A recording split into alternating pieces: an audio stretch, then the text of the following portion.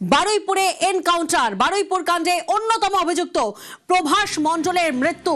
পুলিশের রিভলভার ছিনিয়ে পুলিশকে লক্ষ্য করে গুলি চালায় প্রভাস, আর এরপর আত্মরক্ষায় পুলিশ গুলি চালাতে বাধ্য হয়, আর সেই গুলিতেই মৃত্যু প্রভাস মণ্ডলের। ভোর রাতে অপরাধের পুনর্নির্মাণের সময় এই ঘটনা ঘটে, পুলিশ সূত্রে এমনটাই খবর। আরো একবার আপনাদেরকে জানাবো, বারুইপুরে এনকাউন্টার, বারুইপুর কাণ্ডে অন্যতম অভিযুক্ত প্রভাস মণ্ডলের মৃত্যু। পুলিশের রিভলভার ছিনিয়ে সেই সময় গুলি চালায়, এবং আপনাদেরকে জানাবো পুলিশ সেই সময় পাল্টা নিজেদেরকে আত্মরক্ষা করতে চায়, পুলিশ নিজেকে বাঁচাতে চায়, এবং সেই সময় গুলি চালানো হয়, সেই গুলিতেই মৃত্যু প্রভাস মণ্ডলের। কেন এমন পরিস্থিতি সৃষ্টি হয়েছিল, ঠিক কি ঘটেছিল, বিস্তারিত জানবো। রৌনক প্রতিনিধি আমাদের সঙ্গে রয়েছেন, সরাসরি রৌনকের থেকে একবার জানবো, রৌনক ঠিক কি ঘটেছিল?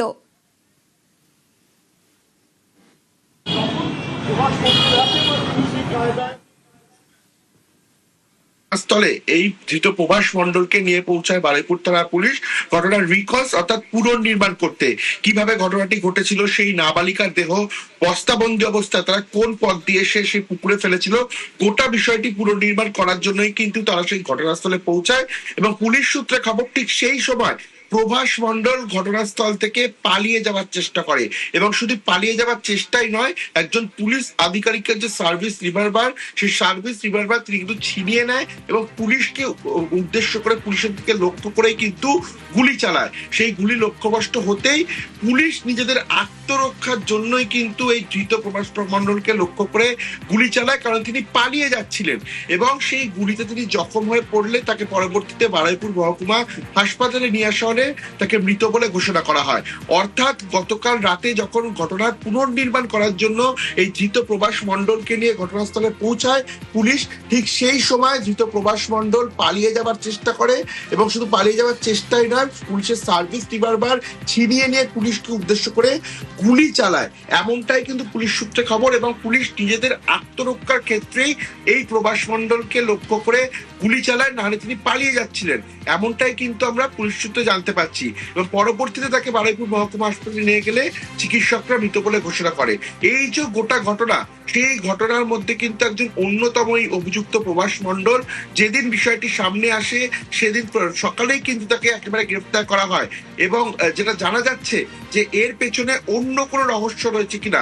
আরো যে তিনজনকে গ্রেফতার করা হয়েছে, আনন্দ সর্দার এবং আজকেই যাকে কবির মোল্লা নামে আরো একজনকে গ্রেফতার করা হয়েছে, তাদেরকেও জিজ্ঞাসাবাদ করা হচ্ছে যে এই নাবালিকা গণধর্ষণ এবং খুনের মামলায় এর পেছনে অন্য আর কেউ জড়িত রয়েছে কিনা, বা কোনো কারোর মদত ছিল কিনা, এই বিষয়টিও কিন্তু ইতিমধ্যে একেবারে। রৌনক, তুমি আমাদের সঙ্গে থাকো। বারুইপুর কাণ্ডে এই প্রভাস মণ্ডলই প্রথম গ্রেফতার হয়েছিল। নির্যাতন খুনের ঘটনার পুনর্নির্মাণের সময় পালানোর চেষ্টা, দাবি পুলিশের সার্ভিস রিভলভার ছিনিয়ে গুলি চালায় অভিযুক্ত প্রভাস, পালাতে শুরু করে, তারপর তাকে ধরতে ধাওয়া করে পুলিশ, আত্মরক্ষার্থে পাল্টা জবাব দেয় পুলিশ, আর গুলি লাগে প্রভাসের।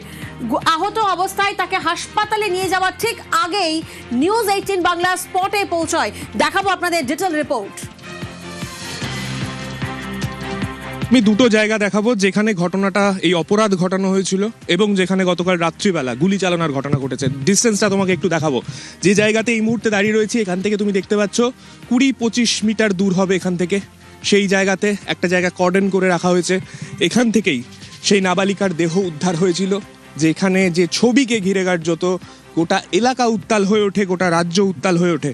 সেই গোটা ঘটনার তদন্তে পুলিশ নামে, পুলিশ তদন্তকারী দল, পুলিশের যে 4 জন এখনো পর্যন্ত গ্রেফতার হয়েছে, তাদের মধ্যে একজন প্রভাস মণ্ডল। তাকে নিয়ে গতকাল রাত্রি 12:45 এই ঘটনাস্থলে রিকনস্ট্রাকশনের জন্য এসে পৌঁছয়। প্রভাস মণ্ডলকে নিয়ে আসার পরেই, যেটা পুলিশের তরফে দাবি, যে জায়গাতে এই ঘটনা ঘটেছে সেই জায়গাতে পুলিশের কাছ থেকে রিভলভার ছিনিয়ে নিয়ে, সার্ভিস রিভলভার ছিনিয়ে পুলিশের দিকে লক্ষ্য করে 1 রাউন্ড গুলি ফায়ার করা হয়। এবং যখন এই ঘটনা হয়, তারপরে যে ছবি তুমি দেখতে পাচ্ছ, এই জায়গা দিয়ে প্রভাস মণ্ডল পালানোর চেষ্টা করেছিল, পুলিশকে বাধ্য হয়ে সেই সময় আত্মরক্ষার্থে গুলি চালাতে হয়। পুলিশকে লক্ষ্য করে গুলি চালানোর পরে পাল্টা গুলিতে এই জায়গাতেই প্রভাস মণ্ডলের মৃত্যু হয়। এবং ঢোকার জায়গাটা কিন্তু যথেষ্ট দুর্গম, তাই এই জায়গার একটা অ্যাডভান্টেজ প্রভাস মণ্ডল সহ যারা অভিযুক্ত তাদের রয়েছে, কেননা তারা এই জায়গাটা খুব ভালোভাবে চেনে, তারা কিভাবে কোথা দিয়ে বেরোতে হয়, তারা জানে, তাই সেই জায়গা দিয়ে সে পালানোর চেষ্টা করেছিল। সে ভেবেছিল এখান দিয়ে সে পালিয়ে যেতে পারলে পুলিশ তাকে ধরতে পারবে না, কেননা মধ্যরাত তখন ঘড়ির কাঁটায়। ঠিক সেই সময় পুলিশের পাল্টা গুলি এবং সেই গুলিতেই প্রভাস মণ্ডলের মৃত্যু। ভোর রাতে অপরাধের পুনর্নির্মাণের সময়ের ঘটনা, বারুইপুরে এনকাউন্টার, কর্মের ফল পেয়েছে ছেলে, মন্তব্য নিহত প্রভাস মণ্ডলের মায়ের। ছেলে যে মৃত্যু হলো তাতে আপনার কষ্ট হচ্ছে না? মার তো কষ্ট হবে, আমি সে কষ্ট দরকার নেই, ও যা কর্ম করেছে তাতেই গেছে আমার শান্তি। মানে ও যে নাবালিকার সঙ্গে যে হ্যাঁ। অত্যাচার করেছে যা করেছে তাতে ওর মৃত্যু হয়ে গেছে, ভালোই হয়েছে। আপনারা কি মৃতদেহ আনতে যাবেন? যদিও আমি আনবো না, আমি তো বললাম আর আমরা দেখতে চাই না, একদম দেখতে চাই না। তোমরা ওখানে নিয়ে থেকে নাও, গুদমে দেবে, কোথায় দেবে, ফেলে দেবে, দিয়ে যাবে, কেউ যাবে না। মার কথা যদি না শুনি, নিজে নেশা ভাঙ করে, তা আমার অত আর কিচ্ছু বলার নেই। আমরা শুনলাম নিহত প্রভাস মণ্ডলের মা, তিনি বলছেন কর্মের ফল পেয়েছে। আপনাদেরকে জানিয়ে রাখবো, ভোর রাতে যখন অপরাধের পুনর্নির্মাণ চলছিল, রিকনস্ট্রাকশন করা হচ্ছিল, সেই সময় এই ঘটনা ঘটে। বারুইপুর কাণ্ডে অন্যতম অভিযুক্ত প্রভাস মণ্ডলের মৃত্যু। পুলিশের রিভলভার ছিনিয়ে পুলিশকেই লক্ষ্য করে গুলি চালানো হয় এবং সেই সময় আত্মরক্ষায় গুলি চালাতে বাধ্য হয় পুলিশ, আর সেই গুলিতেই মৃত্যু প্রভাস মণ্ডলের।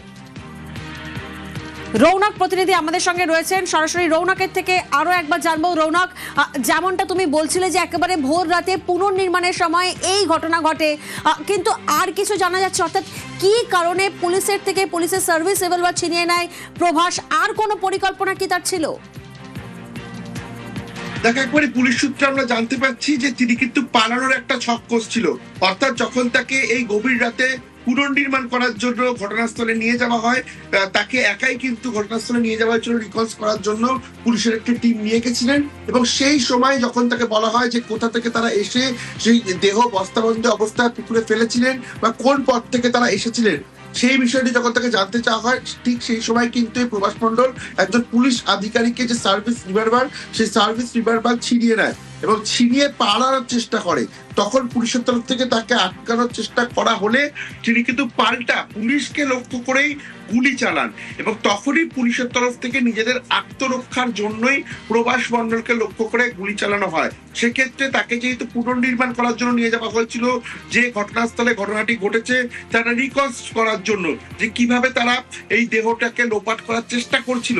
অর্থাৎ ঘটনা ঘটার পরে গণধর্ষণ এবং খুনের মামলায় সেই নাবালিকার দেহ যেই পুকুরে তারা বস্তাবন্দি অবস্থায় ফেলে দিয়েছিল, সেই পুকুরের সামনে এই প্রভাস মণ্ডলকে নিয়ে যাওয়া হয় ঘটনা পুনর্নির্মাণ করার জন্য। এবং সেখানে যাওয়ার পরে এই অভিযুক্ত পুলিশের থেকে একেবারে রৌনক, তুমি আমাদের সঙ্গে থাকো। এই মুহূর্তে আমরা যোগাযোগ করতে পেরেছি বিজেপি বিধায়ক রত্না দেবনাথের সাথে। রত্না দেবী, বারুইপুরে অন্যতম অভিযুক্ত প্রভাস মণ্ডলের মৃত্যু, কারণ সে পুলিশের রিভলভার ছিনিয়ে পুলিশকেই লক্ষ্য করে গুলি চালায় এবং সেই সময় আত্মরক্ষায় গুলি চালাতে বাধ্য হয়। আমরা দেখেছি বদলের পর বাংলায় নারী নির্যাতনে জিরো টলারেন্স। মুখ্যমন্ত্রী তিনি বারবার কড়া বার্তা দিচ্ছেন, এই পদক্ষেপকে আপনি কিভাবে দেখছেন? আমি একদম সমর্থন করছি এই পদক্ষেপকে, কারণ পুলিশের রিভলভার কেড়ে নিয়ে ও আবার পুলিশকেই মারতে গেছে, মানে কতটা বেপরোয়া। তাকে বাঁচার অধিকার সত্যিই নেই। আর তার মা বলে দিয়েছে যে এরকম ছেলে যার মায়ের কোল খালি করেছে, আমি কোনো কিছুই বলবো না, তার যেন চরম শাস্তি হয়। তার মাকেও আমি প্রতিবাদী মা হিসাবে ধন্যবাদ জানাই এবং আমাদের মুখ্যমন্ত্রীকেও ধন্যবাদ জানাই। আর আমার বিচারের আশাটা আরো বেড়ে গেল, মানে বিচার তো আমি পাবোই, কিন্তু খুব তাড়াতাড়ি এটা পাবো, এই ভরসাটা আমি সরকারের উপর রাখছি। ধন্যবাদ আপনার প্রতিক্রিয়ার জন্য। আইন শৃঙ্খলা নিজের হাতে তোলার চেষ্টা করলে এমন পরিণতি হবেই, মন্তব্য সুকান্ত মজুমদারের। মূল অভিযুক্ত সে পালানোর চেষ্টা করছিল এবং পুলিশের বন্দুক ছিনিয়ে নিয়ে পুলিশের উপর আক্রমণ করে। স্বাভাবিক পুলিশের নিয়ম হচ্ছে যে পুলিশের উপর আক্রমণ করে পুলিশ তো আত্মরক্ষার জন্য পাল্টা গুলি চালাবে এবং পাল্টা গুলি চালানোতে তার মৃত্যু ঘটেছে। পুলিশ পরবর্তী সময়ে পুরো ডিটেলস এর নিশ্চয়ই আপনি জানাবে যে কিভাবে কি ঘটনা ঘটেছে, কিন্তু আইন শৃঙ্খলা নিজের হাতে তুলে নেওয়ার চেষ্টা করলে পরে কিন্তু এই ধরনের ঘটনা আরো বেশি ঘটবে।